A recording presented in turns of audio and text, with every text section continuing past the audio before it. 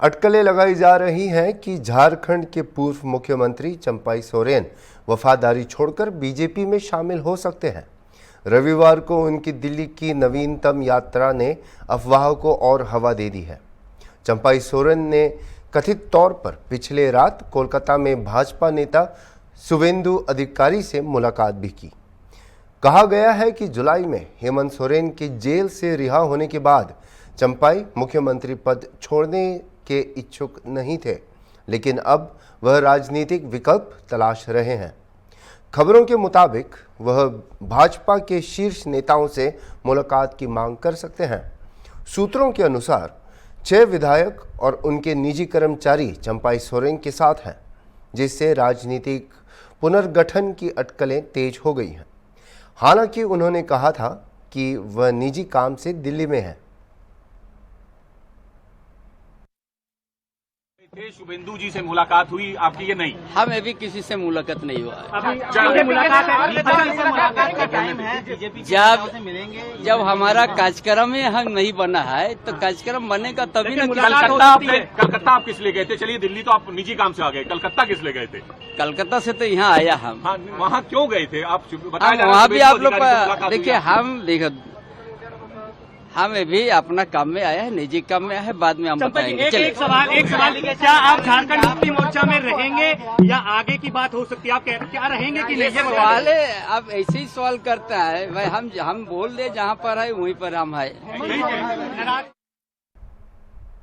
आइए इस मामले की गहराई से जांच करें और इस कहानी पर और अधिक जानकारी हमारे झारखंड हॉर्नबिल टीवी के राज्य प्रमुख मोहम्मद नूर हसन से प्राप्त करते हैं। हेलो, हॉर्नबिल टीवी पर आपका स्वागत है। एक्स सीएम चंपाई सोरेन अभी फिलहाल दिल्ली में हैं। बीजेपी की अटकलें और क्या पर अब विराम लगेगा और अंतिम मुहर अब लग सकता है। हेलो मिस्टर नूर, मामला साफ होता नजर आ रहा है। चंपाई सोरेन के घर से नेम प्लेट और तीर धनुष की झंडा भी हट चुका है। उनके घर सरायकेला खरसावां से तीर धनुष हट चुका है। वहीं आज हेमंत सोरेन ने गोड्डा के ग्वारिजोर में आम सभा के दौरान हेमंत सोरेन ने बिना किसी का नाम बोले और प्रत्यक्ष रूप से यह कह दिया कि बीजेपी विधायकों को खरीद रही है। इशारे में सीएम ने बहुत कुछ बोल गए। चंपाई दादा के साथ 6 विधायक भी बीजेपी में जा सकते हैं, ऐसा ही कयास लगाया जा रहा है। मामला अब पर्दा उठता हुआ नजर आ रहा है। पर्दा साफ, आसमान जो है बादल था अब साफ होता हुआ नजर आ रहा है कि निश्चित तौर से चंपाई दादा को एक जगह मिला है। हो सकता है मुख्यमंत्री का पद मांग रहे होंगे और मुख्यमंत्री का पद इनको अगर मान लिया जाता है, बीजेपी मान लेती है कि हम आपको मुख्यमंत्री बनाएंगे, तो निश्चित तौर पे ये जा सकते हैं।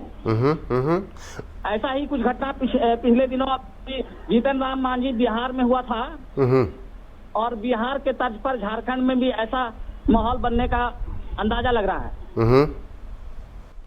जी नूर, आप जरा हमें विस्तृत जानकारी दे सकते हैं कि मतलब अभी जिस तरह से चुनाव आने वाले हैं और अभी जाके इतनी देर जाके फिर ये जो अभी जो ये प्रगति हो रही है इस कहानी में, क्यों हो रहा है और इससे झारखंड के राजनीतिक चित्र में कितना फर्क आएगा और कितना इफेक्ट होगा इनके, वो जो भी निर्णय लेते हैं उससे कितना इफेक्ट होगा झारखंड में?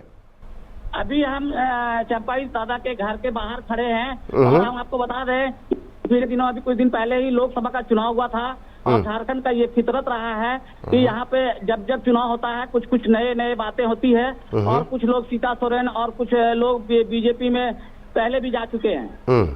तो उसी तरह का ये अभी मामला दोहराया जा रहा है क्योंकि झारखंड में चुनाव होना है, सरकारें बदलने का मन है, मिजाज है बीजेपी का और वो चाह रही है कि कुछ जेएमएम के लोगों को हम तोड़ लेते हैं तो हम सरकार बना सकते हैं।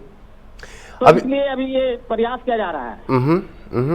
लेकिन इन सब जो भी खबरें आ रही हैं इसको हम अभी अफवाह मान के चल रहे हैं, लेकिन सूत्रों के अनुसार जिस तरह से जो भी गतिविधियां हो रही है इसमें कितनी सच्चाई है? जिस तरह से आपने बोला है आप वहां बता दें, सच्चाई ये है कि अफवाह को हम भी पहले सूत्र के हिसाब से चल रहे थे, लेकिन अब लग रहा है कुछ सूत्र टूटता हुआ नजर आ रहा है और सीधा सीधी साफ नजर आ रहा है कि मामला कुछ होने वाला है, क्योंकि चंपाई दादा का घर सरायकेला खरसमा है, वहीं से वो विधायक थे और मुख्यमंत्री बने थे, कल्याण मंत्री भी रहे, तो वहां पर का जैसा माहौल अभी बताया जा रहा है सूत्र के हिसाब से कि वहां से झंडा तीर धनुष का हट चुका है और सिर्फ एक फॉर्मल उनका जो मुख्यमंत्री का जो है वो सिर्फ लगा हुआ है कि पूर्व मुख्यमंत्री झारखंड सरकार के चंपाई सोरेन रहे हैं।